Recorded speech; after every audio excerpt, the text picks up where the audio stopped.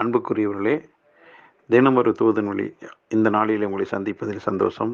அனைவருக்கும் ஆண்டவராகிய இயேசு கிறிஸ்துவின் நாமத்தினால் இனிய குடியரசு தின நல்வாழ்த்துக்களை தெரிவித்துக் கொள்கிறேன். சங்கீதம் 23:5 என் சத்துருக்களுக்கு முன்பாக நீர் எனக்கு ஒரு பந்தியை ஆயத்தப்படுத்தி என் தலையை எண்ணெயினால் அபிஷேகம் பண்ணுகிறீர். என் பாத்திரம் நிரம்பி வழிகிறது. இந்த இடத்துல தாவீது தன்னுடைய வாழ்விலே ஆண்டவரை புரிந்து கொண்டு அவர் எப்படிப்பட்ட காரியத்தை என் வாழ்விலே செய்கிறார் என்பதை அழகாக சொல்லுகிறார். என் சத்துருக்களுக்கு முன்பாக நீர் எனக்கு ஒரு பந்தியை ஆயத்தப்படுத்துகிறீர் என்று. அப்போ உலகம், உறவுகள், சொந்தங்கள், நண்பர்கள் நிறைந்து வாழ்கின்ற இந்த வாழ்விலே நம்மை சூழ்ந்திருக்கிற எல்லா மனிதர்களும் நமக்கு சாதகமான காரியங்களையே செய்வார்கள் என்று எந்த மனிதனை குறித்தும் நாம் உத்தரவாதம் சொல்ல முடியாது. நம்முடைய வாழ்வினுடைய வெற்றியை எல்லாரும் விரும்புகிறார்கள் என்று சொல்ல முடியாது. ஆனால் நம்முடைய ஆண்டவர் என்ன செய்கிறாரா? சத்துருக்களுக்கு முன்பாக பந்தியை ஆயத்தப்படுத்துகிறாராம். பிசாசானவன் என்ன செய்கிறான்? எவனை விழுங்கலாமோ என்று வகை தேடி தெரிகிறான். தேவனோ அந்த சத்துருவுக்கு முன்பாக என் பிள்ளையை நான் என்ன செய்கிறேன்? ஒரு பந்தியை நான் ஆயத்தப்படுத்துகிறேன், ஒரு விருந்தை நான் ஆயத்தப்படுத்துகிறேன் என்றார். விருந்து ஒரு மகிழ்ச்சியின் அடையாளம், ஒரு வெற்றியின் அடையாளம். அதுதான் விருந்து.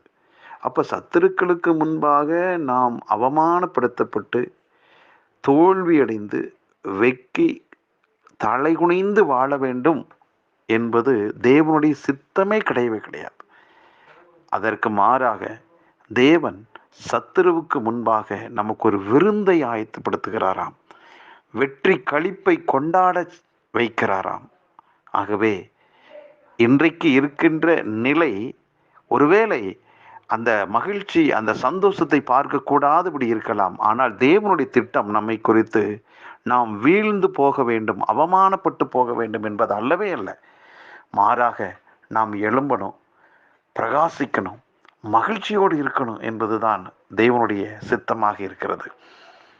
ஒருவேளை நான் நினைக்கிறேன், அந்த இளைய குமாரன் காணாமல் போனான், எல்லாவற்றையும் இழந்து திரும்பி வந்தான்.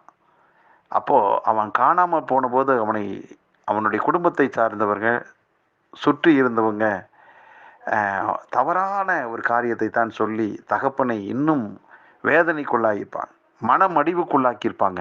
ஆனால் திரும்பி வந்தபோது யார் யார் எல்லாம் அவனுடைய தகப்பனிடத்தில் கேவலமாக பேசினார்களோ அவங்க எல்லாம் ஒருவேளை அந்த விருந்துக்கு வந்திருந்தாங்கன்னா நிச்சயமாக ஒரு விதத்தில் அவங்க தலை குனிஞ்சிருப்பாங்க. ஏனென்றால் காணாமல் போனான், மரித்தான், ஆனால் திரும்ப வந்துட்டான், உயிர்ப்பிக்கப்பட்டுட்டான் என்று சொல்லி அந்த சத்துருக்களுக்கு முன்பாக தன்னுடைய மகனை தலை நிமிர செய்தார்.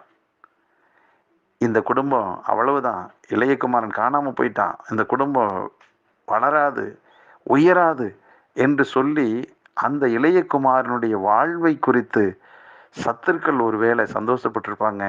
ஆனால் அது ரொம்ப நாள் நீடிக்கல. சீக்கிரத்தில் ஒரு மாற்றம் வந்தது.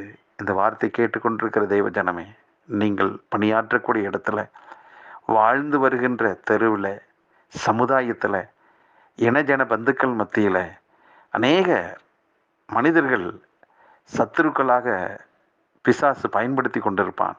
மனிதர்கள் நல்லவர்கள் தான், ஆனால் அவர்களை பிசாசு பயன்படுத்துவான். ஆனால் தேவன் என்ன சொல்றாரு?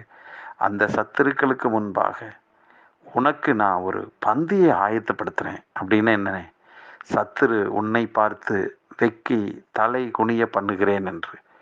ஆகவே உங்களுக்கு எதிராக கொக்கரித்து கொண்டிருக்கிற எந்த சத்துருவின் கூட்டம் அடங்கும், அது அமரும், அது நிலைத்து நிற்கவே நிற்காது. தேவன் நம் தலையை உயர்த்துகிறார். நாம் அந்த இடத்துல கனம் பண்ணப்படுவோம். இதை எதிர்பாருங்கள், காத்திருங்கள். நாம் வெட்கப்பட்டு போக மாட்டோம். ஜெபிக்கலாம். நல்ல பிதாவே, ஆண்டவரே, சத்துருக்களுக்கு முன்பாக பந்தியை ஆயத்தப்படுத்துகிற நல்ல தெய்வமே, எங்கள் வாழ்விலும் எங்களை குறித்து நீர் வைத்திருக்கிற ஒரு திட்டம் பெரிதானதுப்பா. ஆமாண்டவரே, எங்கள் வாழ்விலே நாங்கள் காண்கிற எங்கள் சத்துருக்களுக்கு முன்பாக எங்க தலையை உயர பண்ண நீர் விரும்புகிறீர். ஒரு பந்தய, ஒரு விருந்தை, ஒரு வெற்றியின் அடையாளத்தை அவங்களுக்கு முன்பாக செய்யவே நீர் ஆசைப்படுகிறீர். ஆமாண்டவர், எந்த சூழ்நிலையிலும் சத்துருக்களின் கைகளிலே எங்களை விட்டு கொடுக்காமல் அதற்கு மாறாக அவனுக்கு முன்பாக பந்தியையே எங்களுக்கு ஆயத்தப்படுத்துகிறப்பா. நீ நல்ல தெய்வமாக இருக்கிறீர். எங்கள் வாழ்விலே நீர் அனுமதித்த நன்மையான காரியங்கள் தொடர்வதற்காக நன்றி. இந்த வார்த்தை கேட்டுக்கொண்டிருக்கிற ஒவ்வொருவரையும் மனதார் இயேசு கிறிஸ்துவின் நாமத்தில் வாழ்த்தி ஆசீர்வதிக்கிறேன். இயேசுவின் நாமத்தில் ஜெபிக்கிற நல்ல பிதாவே, ஆமென்.